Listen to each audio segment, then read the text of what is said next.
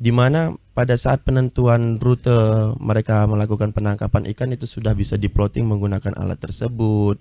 Jadi tidak lagi menggunakan yang namanya insting. Jadi perkembangannya sangat sangat maju Mbak sekarang begitu. Ya, sehingga mungkin di prodi kita, di prodi perikanan tangkap ini ya memang sangat dibutuhkan seperti yang Iya, tadi, betul. karena nelayan kita juga berkembang itu artinya, dan itu juga perlu ada pelatihan dan pendidikan untuk menunjang masuknya teknologi di Indonesia, terutama di bidang perikanan tangkap.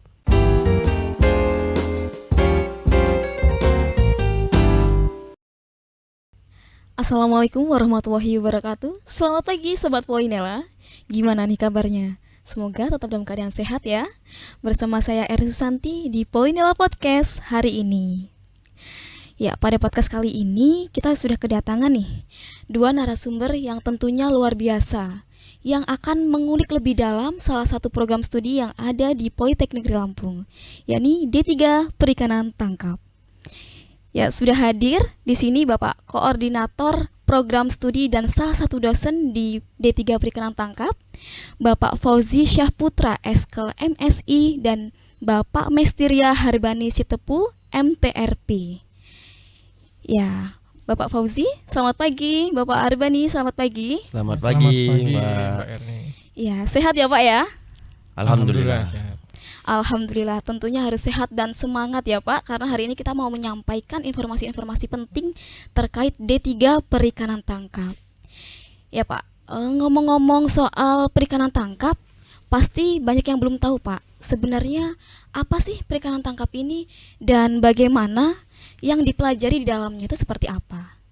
Ya, terima kasih Mbak Erni. Jadi pada kesempatan kali ini saya juga ingin mengucapkan terima kasih sebelumnya, karena memang benar tadi kata Mbak Erni bahwa banyak masyarakat itu yang masih belum mengetahui apa yang dimaksud dengan di prodi kita itu D3 Perikanan Tangkap.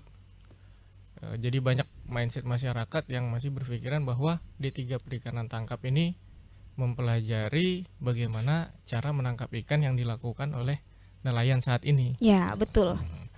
Namun sebenarnya tidak seperti itu. Nah, jadi di D3 Prodi Perikanan Tangkap kita itu kita mempelajari bagaimana kita menggunakan alat-alat yang modern, kemudian teknologi modern yang kita gunakan untuk melakukan operasi penangkapan ikan. Itu seperti itu. Kemudian hal yang dipelajari itu cukup banyak, ya, di antaranya adalah yang pertama itu mahasiswa itu belajar bagaimana cara mengoperasionalkan kapal perikanan. Ya. Atau membawa kapal perikanan atau kita sebut sebagai nakoda kapal perikanan. Kemudian yang kedua, kita juga mempelajari bagaimana menciptakan alat tangkap yang modern dan ramah lingkungan. Itu. Dan yang ketiga, ini juga kita melakukan seperti pemetaan daerah penangkapan ikan. Nah, hal ini berguna untuk mengestimasi kira-kira di mana sih daerah penangkapan ikan, sehingga nelayan itu tidak perlu membuang-buang bahan bakar atau mencari ke sana ke sini untuk menentukan daerah penangkapan ikan, karena hal tersebut tentunya akan merugikan nelayan karena menghabiskan banyak biaya yang dikeluarkan. Oke, seperti itu Mbak. Berarti bukan hanya menangkap ikan ya Pak ya. Pasti kalau dibilang perikanan tangkap, masyarakat kan tahunya menangkap ikan saja seperti itu. Ternyata kita juga membuat perencanaan-perencanaan. Wah, luar biasa sekali. Ya Pak, tadi kan masyarakat ya, kita ngomongin masyarakat. Kira-kira manfaat dan pentingnya program studi ini untuk masyarakat apa ya Pak ya? Nah iya, untuk masyarakat ini jelas sangat penting untuk prodi D3 Perikanan Tangkap ini, karena yang pertama itu kita memberikan ilmu pengetahuan kepada masyarakat bagaimana cara menangkap ikan itu yang baik, efektif, dan juga kita menggunakan alat-alat yang modern, dan tentunya ini bisa meningkatkan pendapatan masyarakat dalam hal ini, khususnya mungkin masyarakat nelayan seperti itu Mbak. Nah jadi memang prodi ini betul-betul dibutuhkan di masyarakat sebenarnya. Iya. Iya. Wah, keren sekali. Jadi Sobat Polinela jangan ragu ya untuk mendaftar di perikanan tangkap. Bener ya Pak ya? Iya. Iya. Iya. Jadi nanti kalau Sobat Polinela ingin mendaftar di perikanan tangkap Pak, kira-kira persyaratan untuk kuliah di program studi ini apa sih Pak? Dan yang terpenting adalah peluang karirnya. Kalau ngomongin peluang karir nih kalau di perikanan tangkap tuh apa saja sih Pak kira-kira? Oke. Iya. Pak Fauzi mungkin bisa dijelaskan dulu untuk tadi persyaratan masuknya tadi. Iya, untuk persyaratan masuk itu kita tidak memiliki persyaratan khusus ya. Namun untuk masuk prodi perikanan tangkap ini untuk menjadi seorang perwira atau kapten kapal, nah itu tentu dibutuhkan persyaratan yang paling penting adalah tidak memiliki buta warna.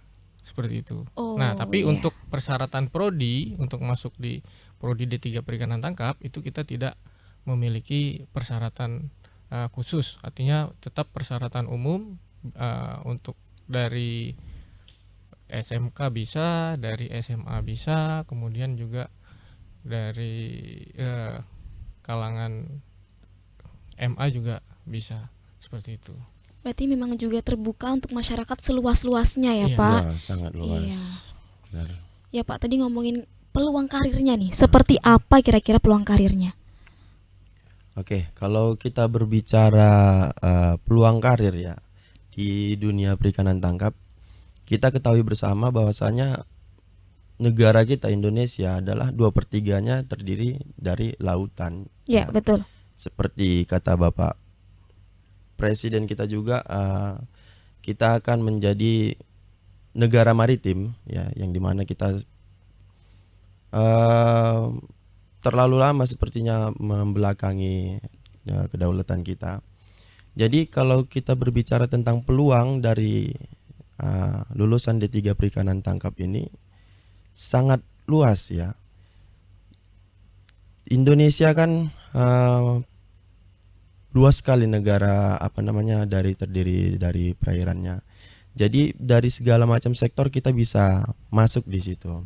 Baik dari mulai pasca produksi ya, praproduksi itu kita bisa berada di dalamnya, bisa menepati di dalam sektor-sektor tersebut seperti itu, Mbak. Ya, melihat peluang karirnya tuh memang benar-benar luas ya Pak ya. Iya. Apalagi memang negara kita ini punya peluang dan potensi memang menjadi negara yang maritim. Iya. Ya benar. Ya, melihat potensi dan peluang karirnya sangat luas, kira-kira nih Pak, bagaimana sih Politeknik ini menjamin kualitas di program studi ini? Misalkan melalui fasilitasnya atau pengalaman praktisnya. Nah, iya, mungkin untuk dari segi penjaminan mutu pendidikan, ya, jadi dari Polinela sendiri dan prodi sendiri juga memiliki berbagai macam fasilitas. Nah, di kita itu kita mempunyai simulator bridge atau simulator kapal. Nah, itu biasa kita gunakan untuk praktikum sebelum anak-anak itu atau mahasiswa kita itu terjun ke lapangan. Jadi kita melakukan simulasi dulu di ruang simulator. Ketika mereka sudah memahami melalui proses simulasi, maka baru mereka kita lakukan praktikum di lapangan dengan menggunakan kapal asli dan juga melakukan pengoperasian penangkapan ikan dengan kondisi yang real. Seperti itu, Mbak. Ya, untuk pembelajarannya berarti memang ada teori dan ada praktiknya ya Pak. Ini memang lebih Ya. banyak di Kita lebih banyak di praktik, Mbak. Jadi ya 70-30 atau 60-40 Pak praktik kita. Teori kita adalah 40% Pak Fauzi ya. Iya. Kalau saya tidak salah, teori kita 40% dan praktik lapangan kita itu sebanyak 60% Pak. Jadi ya memang hampir setiap hari, hampir setiap mata kuliah kita memiliki praktik ya, yang mahasiswanya selalu aktif. Bagaimana banyak praktiknya kalau di kita Mbak, mungkin kita bisa ke laut, menginap, mengetes fisik dulu dari mahasiswanya. Kemudian tadi Pak Fauzi sudah menyampaikan ada simulator kapal ya, yang harganya juga bukan main gitu dan tidak sembarangan gitu. Keren, Jadi iya.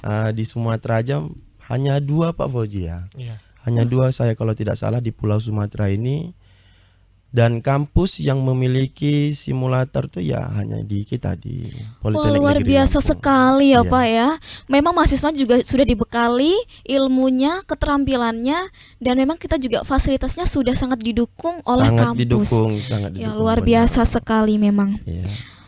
Melihat mahasiswa yang sudah dibekali seperti itu ya, pengetahuannya, kemudian keterampilannya yang memang mahasiswa sudah diterjunkan langsung ke lapangan, ke laut, bagaimana melihat nanti tantangannya seperti apa.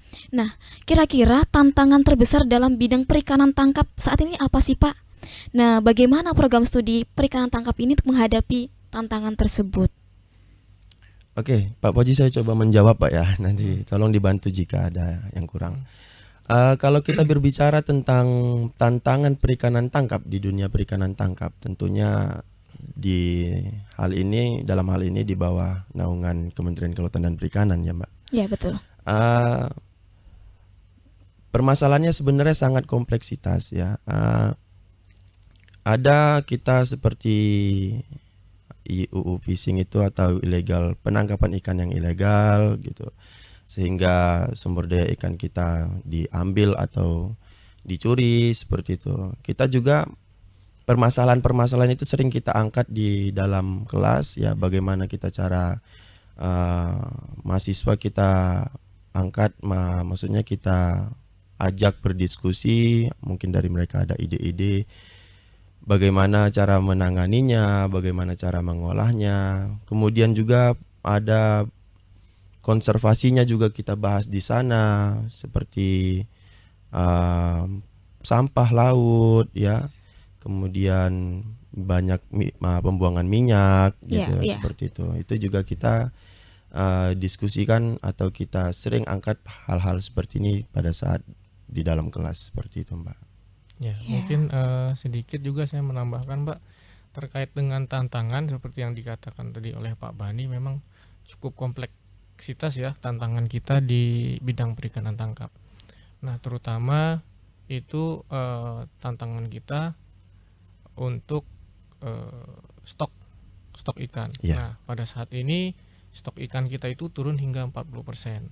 Nah, ini perlu dipikirkan bagaimana caranya agar tetap kita bisa berkelanjutan dalam penangkapan ikan, namun tidak mengurangi daripada kebutuhan atau keuntungan ekonomi yang dibutuhkan oleh nelayan. Nah, jadi mindset kita saat ini itu tidak lagi menangkap ikan sebanyak-banyaknya, tapi Benar. Ya. mindset kita saat ini adalah menangkap ikan dengan jumlah yang seminimal mungkin, tapi memiliki harga yang harga atau nilai jual yang tinggi. Seperti itu. Itu termasuk tantangan ya Pak ya. Iya. Jadi Iya. stok ikannya menurun, namun kita juga harus bisa memikirkan bagaimana yang namanya mengambil ikan tuh seminim mungkin, namun tetap ekonominya tetap meningkat seperti Tetap itu ya Pak ya. meningkat, Iya. iya. Ya. Karena sesuai dengan prodinya kan perikanan tangkap, Iya, betul pasti sekali. nanti memikirkannya, ayo tangkap ikan sebanyak-banyaknya seperti itu, ya kan? Iya. Tapi tidak, kita tetap memiliki hal-hal yang seperti dikatakan Pak Fauzi tadi, seperti itu. Ya, kira-kira untuk perikanan tangkap ini apa saja sih Pak jenis-jenis ikan yang ditangkap di Indonesia nih, dan gimana sih teknik penangkapannya? Nah, mungkin kalau dari saya itu untuk jenis ikan yang ada di Indonesia itu sebanyak sekitar 4.700-an spesies. Wah, luar Ya, biasa. itu 10% dari total spesies yang ada di dunia. Nah, namun untuk di perikanan tangkap sendiri itu ada ikan-ikan yang memang dia bernilai ekonomis tinggi. Ya. Ya, itu seperti TTC atau TTC biasa kita sebut. Ya. Itu tuna, tongkol, Cakalang. cakalang. Nah, itu merupakan ikan-ikan dengan nilai ekonomis yang cukup tinggi. Ya. Terus selain itu ada lagi Pak? Ya, kalau jenis-jenisnya tadi kalau dikatakan Pak Fauzi 4.000 lebih Pak ya untuk Iya. jenis ikan yang ada di kita di Indonesia. Tapi kalau yang sering kita jumpain di pasar kan ya biasanya hanya cakalang, Iya, betul ya, betul. tongkol, kakap. Ini ikan laut ya, kita berbicara di Iya. ikan laut. Kemudian ikan layur yang biasa digunakan untuk mengolah bakso seperti itu. Kalau teknik atau cara penangkapannya tadi seperti cakalang, kita banyak menggunakan nama alat tangkapnya itu adalah pursen, Mbak. Pur? Pursen. Wow. Iya, pursen ini Seperti apa itu, Pak? jaring lingkar, Mbak. Dia adalah alat tangkap, ya, alat tangkap yang berbentuk dari jaring, berbahan dari jaring, ya. Ketika ada gerombolan ikan atau adanya rumpon, ya, rumpon itu adalah ditempatkan di laut di mana itu tempatnya berkumpul ikan begitu. Jadi itu dilingkari menggunakan pursen tadi, menggunakan jaring lingkar tadi. Nah, biasanya gerombolan cakalang banyak tertangkap oleh alat tangkap itu. Tadi kalau yang dikatakan Pak Fauji ada TTC, kita mengenalnya TTC, tuna tongkol cakalang, ya. Kalau di tunanya kita banyak menggunakan alat tangkap long line, Mbak, atau kalau kita biasa dengar rawai, ya. Rawai, ya. Rawai, ya. Jadi pancing, ya, pancing yang banyak seperti itu. Ya. Jadi ada pelampungnya, ada pelampung utama, kemudian terdiri dari beberapa pancing, ya. Itu yang dioperasikan di zona ekonomi eksklusif Indonesia. Artinya berada jauh dari daratan, Yeah. di mana kita ketahui bersama bahasanya ikan tuna itu adalah highly migratory, ya. Jadi Betul, betul. dia beruaya yang sangat jauh, bermigrasi. Jadi si alat tangkap tersebut pun bisa dioperasikan di daerah ZEEI tersebut. Seperti itu, Pak, kira-kira. Jadi memang ada banyak perbedaan dengan yang biasa tradisional nelayan gunakan ya, Pak, ya? Ya, kalau masalah tradisional memang nelayan kita hampir besar masih banyak tradisional. Tetapi kemarin saya sedikit mendengarkan cerita dari mahasiswa yang sedang praktek di lapangan. Seperti saya tanyakan contohnya saja alat navigasi. Kalau mungkin di beberapa daerah nelayan kita masih menggunakan insting, Mbak, ya. Masih banyak menggunakan insting mereka, atau insting ini didapat dari turun-temurun, Iya. dari bapaknya turun ke anaknya dan begitu seterusnya, atau dari keluarganya. Nah, di beberapa tempat kemarin mahasiswa kita mengatakan mereka sudah memiliki alat navigasi yang sangat canggih, ya, tidak hanya berupa GPS, tidak hanya berupa radio dan seperti biasanya, tapi mereka juga sudah memiliki satu alat navtech atau satu alat namanya ECDIS, Electronic Chart Display, di mana pada saat penentuan rute mereka melakukan penangkapan ikan itu sudah bisa diplotting menggunakan alat tersebut. Jadi tidak lagi menggunakan yang namanya insting. Jadi perkembangannya sangat maju, Mbak, sekarang begitu. Ya, sehingga mungkin di prodi kita, di prodi perikanan tangkap ini ya memang sangat dibutuhkan seperti yang Ya, tadi, karena nelayan kita juga berkembang, itu artinya. Dan itu juga perlu ada pelatihan dan pendidikan untuk menunjang masuknya teknologi di Indonesia, terutama di bidang perikanan tangkap.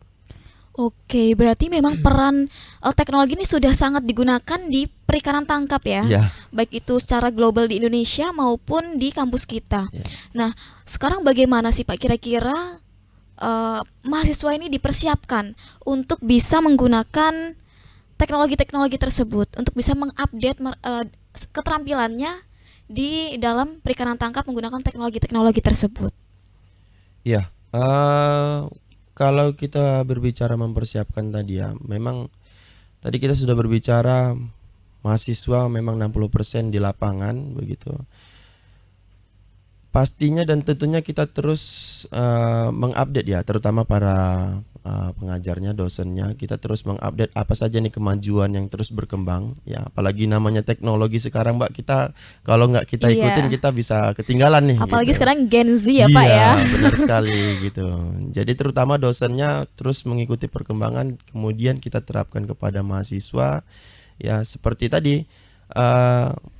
Dan kita sangat terbantu dengan adanya simulator kapal tadi, Mbak, gitu, dan berbagai macam alat-alat navigasi yang dimiliki oleh D3 Perikanan Tangkap ini, kalau saya rasa sangat membantu begitu. Jadi kenapa sangat membantunya ketika nanti lulusan D3 Perikanan Tangkap berada di lapangan, mereka tidak terkejut, mereka tidak kaget, wah ini alat apa ini, bagaimana cara menggunakannya gitu. Jadi mereka sudah kuasain, minimal ketika alatnya berbeda jenis atau berbeda tipe, ya paling mereka hanya tinggal menyesuaikan saja gitu. Tapi tahapannya, cara kinerjanya itu sudah sama seperti yang kita terapkan di kampus seperti itu. Nah, Mbak, mungkin sedikit tambahan ya Mbak. Iya. Jadi di prodi D3 Perikanan Tangkap kita juga dilengkapi dengan berbagai macam sertifikasi. Ya, Nah, itu sangat penting. Karena kalau di bidang perikanan tangkap ini memang untuk memberikan judgement atau penilaian bahwa seseorang itu berqualified itu melalui sertifikat.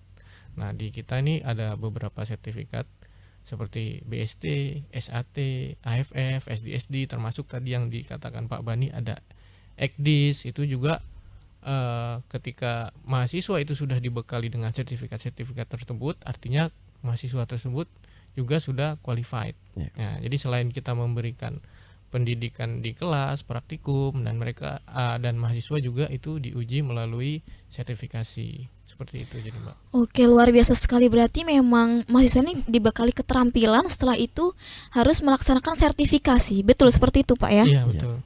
Wah, memang sudah benar-benar dipersiapkan ya Pak ya.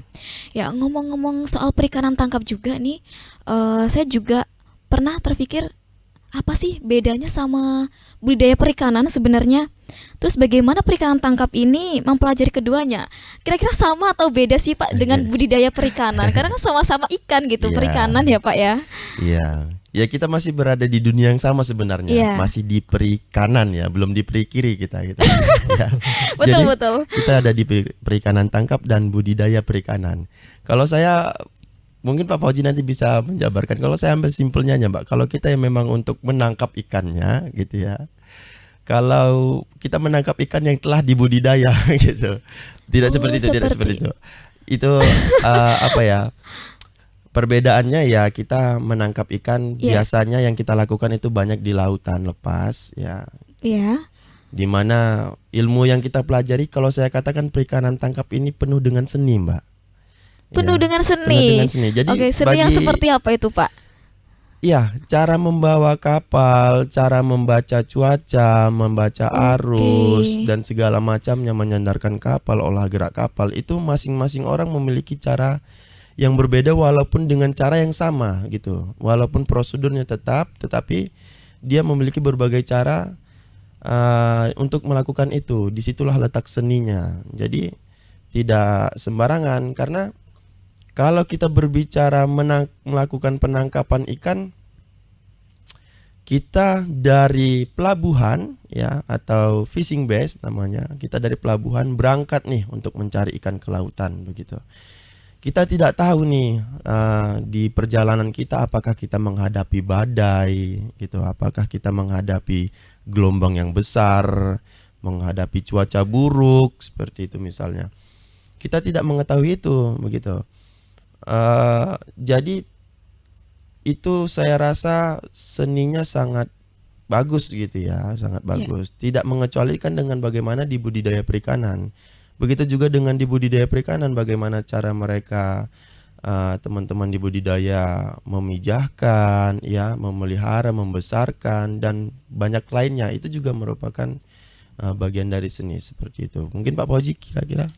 Iya, jadi memang ya secara umum kita masih di dunia perikanan, jadi secara umum itu masih sama. Mungkin ada perbedaannya, yaitu ketika itu budidaya artinya dia memelihara ikan mulai dari pembibitan, pembenihan hingga nanti pembesaran dan panen. Nah, sedangkan di perikanan tangkap tidak melalui proses pembenihan. Kita bagian panen aja Pak ya. Kita bagian panen. Pokoknya udah panen kita lakukan kerjaan kita gitu. Iya, panen dari alam misalnya. Alam yang sudah menyediakan dan kita hanya dari laut ya Pak ya. Dari laut. Seperti itu Mbak. Tapi di beberapa negara maju itu seperti Jepang, itu memang ada yang ikan-ikan tersebut ditangkap Nah, namun kemudian yang untuk ukurannya itu yang masih kecil itu dibudidayakan kembali. Itu ada yang konsepnya perikanan tangkap seperti itu. Berarti memang ada keterkaitan antara budidaya perikanan dengan perikanan tangkap ya Pak ya? Iya, Iya, masih masih- berterkaitan. Iya, masih satu dunianya masih lah. satu dunia Dunia kita. ikan. Iya. Ya, Iya. oke. Kemudian di program studi perikanan tangkap ini tadi kan kita sudah ngomong-ngomong soal teknologi. Kita sudah ngomong-ngomong soal globalnya di Indonesia bagaimana. Nah, ngomong-ngomong soal ikan juga nih. Gimana sih Pak prodi perikanan tangkap ini berkontribusi dalam menjaga keberlanjutan lingkungan terutama? Bagaimana sih Pak? Monggo Pak Fauzi. Ya. Jadi seperti yang tadi sebelumnya kita sudah bahas juga, Mbak. Jadi apa sih tantangan perikanan tangkap ya, yang selama ini menjadi kendala ya, baik itu di Indonesia atau di dunia. Ya itu tadi masalah overfishing atau keterbatasan stok yang ada di kita. Nah, itu mengganggu secara konservasi, itu akan mengganggu ekosistem yang ada di laut. Nah, jadi Ya, betul. di perikanan tangkap ini kita ada yang namanya itu mata kuliah alat penangkapan berkelanjutan. Alat penangkapan berkelanjutan. Ya, Luar biasa. Apakah itu bikin Sorry Pak Fauzi, perikanan tangkap berkelanjutan lebih tepatnya Pak Fauzi. Ya, Oh, perikanan iya. tangkap Perikanan berkelanjutan. Perikanan tangkap Berkelanjutan. berkelanjutan mata kuliah. sustainable seperti itu ya Pak Sustainable. ya? Iya, Ya, sustainability. bagaimana kemudian membuat perencanaan yang memang nantinya tidak merusak lingkungan. Betul seperti itu Pak. Iya. Oke. Kedepannya, ya. Konservasinya Pak ya, saya Iya, konservasinya. di situ mata kuliah itu juga konservasinya. Ya seperti dikatakan Pak Fauzi tadi, kita tidak muluk-muluk harus terus memikirkan bagaimana kita mendapatkan ikan yang banyak ya. Tadi Pak Fauzi juga menyampaikan kita tangkap sedikit tapi nilai ekonomisnya tinggi.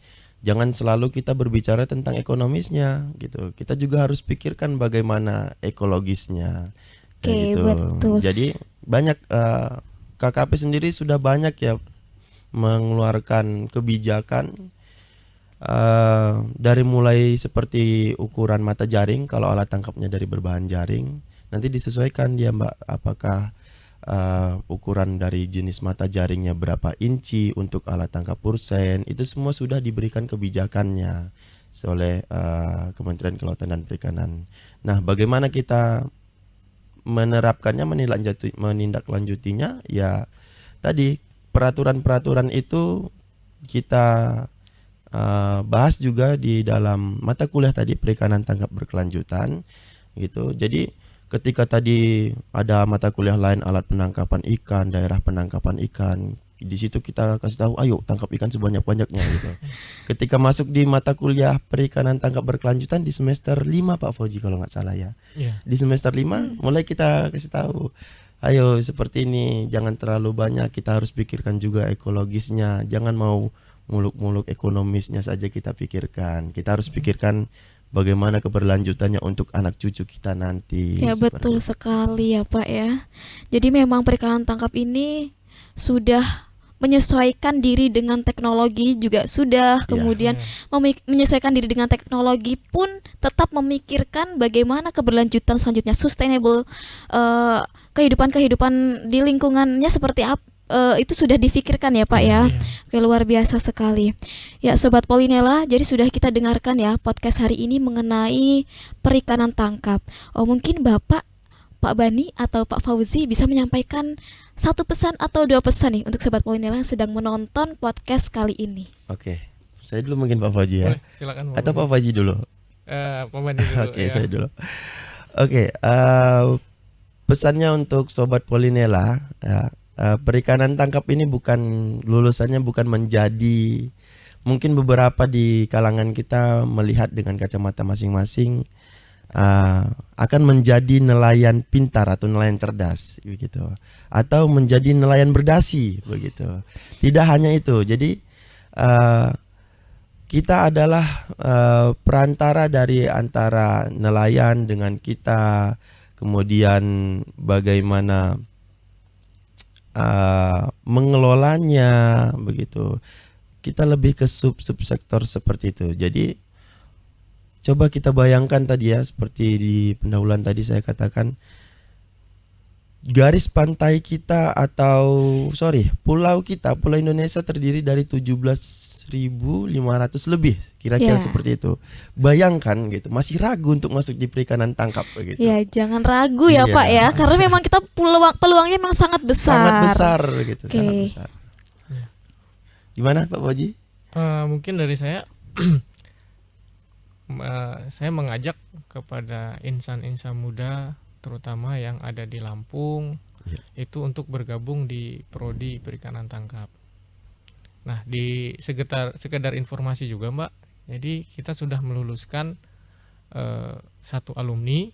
Nah, dan alhamdulillah ada 2 alumni kita yang terpilih untuk berangkat ke Jepang, langsung direkrut oleh JFA ya Ya. kemarin ya Pak Bani. Wah, luar biasa Japan sekali. Fisheries Association. Nah, Iya. itu mereka melalui tes yang 2 orang alhamdulillah lulus dan Lulus, sekarang sedang pelatihan bahasa Jepang di Jakarta, dan insya Allah mudah-mudahan tahun ini kita doakan semoga alumni kita ini berangkat ke Jepang Amin, amin. dengan lancar seperti Ya. itu. Iya. Oke, keren sekali ya. Jadi Sobat Polinela, apa sih yang membuat kalian ragu? Jangan ragu lagi ya, karena memang kita peluangnya sangat besar, peluang karirnya sangat besar di perikanan tangkap ini. Ya, terima kasih Bapak Fauzi, Pak Bani ya. Sama-sama. Ya, kehadirannya terima kasih. Ya, Sobat Polinela jangan lupa like dan subscribe ya akun YouTube Politeknik Negeri Lampung, dan kalian bisa mendengarkan podcast ini di Spotify juga, dan jangan lupa saksikan podcast ini di akun YouTube Politeknik Negeri Lampung. Sampai jumpa di podcast selanjutnya. Saya Ari Susanti pamit undur diri. Assalamualaikum warahmatullahi wabarakatuh. Waalaikumsalam warahmatullahi wabarakatuh.